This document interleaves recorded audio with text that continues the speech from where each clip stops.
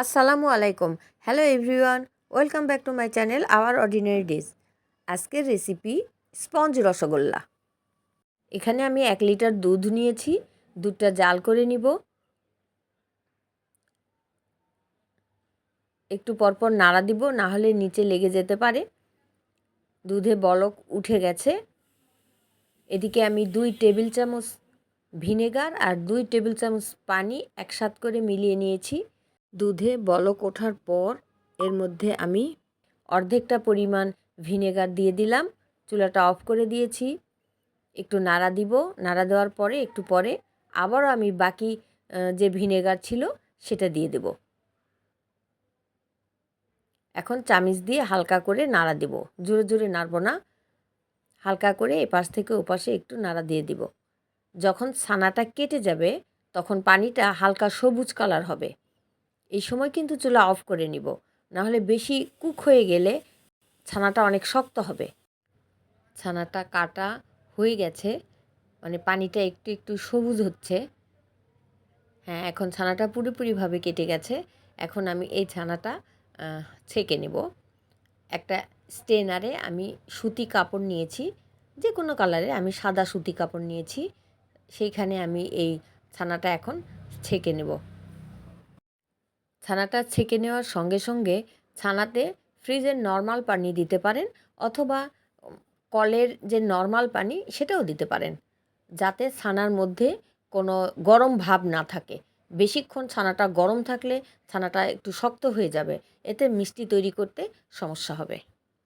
ছানাটা সেঁকে নেওয়ার পর পানিটা আমি ফেলে দেব, বা অন্য যে কোনো কাজে ব্যবহার করতে পারি। এখন এই ছানার মধ্যে আমি কলের নর্মাল পানি দিয়েছি। পানির মধ্যে ছানাটা আমি ডুবে দিয়েছি। এর মধ্যে আরও একটু পানি দেবো। এইভাবে আমি 2 থেকে 3 বার পানিটা পাল্টিয়ে নিব, অথবা কেউ কলের নিচে দিয়েও কল ছেড়ে রাখবেন। ছানার মধ্যে গরম ভাপ কেটে গেলে তারপরে আপনারা ছানাটা উঠিয়ে নেবেন। উঠিয়ে পানি ঝরে একদম চেপে চেপে পানি ঝরিয়ে নেবেন।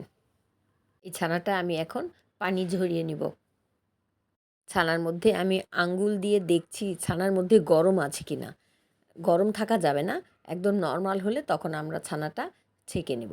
একদম চেপে চেপে, কেউ আধা ঘন্টার মতো এরকম ঝুলিয়ে রাখলেও হয়ে যাবে একটু চাপ দিয়ে। আবার আমি আধা ঘন্টা রাখি নাই, আমি এরকম চেপে চেপে সব পানি ঝরিয়ে নিয়েছি। একদম ছানাটা শুকনো হয়ে গেছে। তারপরে আমি এখন এই ছানাটা ঢেলে নিচ্ছি। কে কীভাবে মিষ্টি তৈরি করেন আমি জানি না। আমি যেভাবে মিষ্টি তৈরি করেছি, স্পঞ্জ রসগোল্লা বলেন, এমনি রসগোল্লা বলেন, সেটাই আমি এখানে শেয়ার করেছি। ছানাটা হাত দিয়ে ভেঙে নিয়েছি। এখন এর মধ্যে হাফ চা চামচ ময়দা আর হাফ চা চামচ চিনি দিয়েছি। এখন সব কিছু আমি ভালোভাবে মিশিয়ে নেব।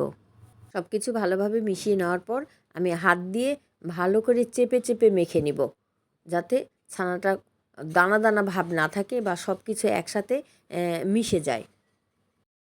ছানাটা মেখে নিতে 2 থেকে 3 মিনিটের মতো সময় লাগবে। আমি হাতের তালু দিয়ে প্লেটের উপর ঘষে ঘষে তারপরে ছানাটা মেখে নিয়েছি।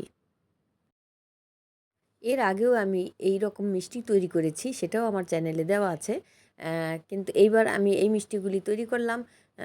আমার মেয়েরা খুব পছন্দ করে স্পঞ্জ রসগোল্লা। আর এইবারের সাইজটা একটু বড় করেছি। 1 লিটার দুধ দিয়ে কেউ 12টা কেউ 16টা মিষ্টি তৈরি করতে পারেন, কিন্তু আমি এবার মিষ্টিগুলি একটু বড় সাইজের করেছি। 8টা মিষ্টি তৈরি করেছি। এখন আমি হাতের তালু দিয়ে এইভাবে ঘষে ঘষে ছানাটা ভালোভাবে মিহি করে নেব। মানে 2 থেকে 3 মিনিট এইরকমভাবে মেখে নিলেই চলবে। এটাও খেয়াল রাখবো, অতিরিক্ত মাখানোর ফলে ছানার মধ্যে যে একটু তেলের ভাব থাকে সেটা যেন বের না হয়। মানে সব কিছু 2 থেকে 3 মিনিটের মধ্যে বা 2-2.5 মিনিট মেখে নিলেই চলবে। সব কিছু যেন ভালোভাবে মিহি হয়ে যায়, এরকম একটা ভাব থাকতে হবে। হাতের তালু দিয়ে ঘষে ঘষে মেখে নেওয়া হয়ে গেছে। মানে মিষ্টির জন্য পারফেক্টভাবে মেখে নেওয়া হয়ে গেছে। এখন আমি মিষ্টির শেপ তৈরি করে নেব। এখানে আমি মেজারমেন্ট কাপের 3.5 কাপ পানি দিয়েছি, আর হলো 1.25 কাপ চিনি দিয়েছি। প্রথমে হাফ কাপ চিনি দিয়েছি, পরে এর সাথে আরও একটু অ্যাড করেছি, মানে 1.25 কাপ টোটাল চিনি হয়েছে। চুলায় শিরা জাল দিচ্ছি, আর এদিকে আমি মিষ্টির শেপগুলো তৈরি করে নিচ্ছি। একদম লম্বা করে নিচ্ছি। এইভাবে নেওয়ার কারণ হলো মাঝখান থেকে কেটে নেব, তারপর আবার তার মাঝখান থেকে কেটে নেব, যাতে মিষ্টিগুলি সমান হয়। এই কারণে এইভাবে করে নিচ্ছি। আমি এখন ছানাগুলি কেটে নিচ্ছি। এখানে বড় বড় 8টা মিষ্টি তৈরি করেছি। কেউ চাইলে 16টাও করতে পারেন, কেউ চাইলে 12টাও করতে পারেন। এটা যার যার ইচ্ছা অনুযায়ী। ছানাগুলো আমি এখন হাতে ঘুরিয়ে গোল গোল করে নেব। কোথাও যেন ক্র্যাক না থাকে সেটা খেয়াল রাখবো। নিজ হাতে মিষ্টি তৈরি করে খাওয়া, তার মধ্যে কিন্তু অন্যরকম আনন্দ কাজ করে। আর যদি একটা বিশেষ মুহূর্তে এই মিষ্টিগুলো তৈরি করা হয় তাহলে তো আরও মজা লাগে। একইভাবে আমি সব মিষ্টিগুলো তৈরি করে নিলাম। মিষ্টিগুলোর সাইজ অনেক বড় হয়েছে, দেখতে ভালো লাগছে। যাই হোক, এদিকে চুলায় যে শিরা তৈরি করতে দিয়েছিলাম সেটাই বলক উঠে গেছে। এখন এই মিষ্টিগুলো এর মধ্যে আমি দিয়ে দেব।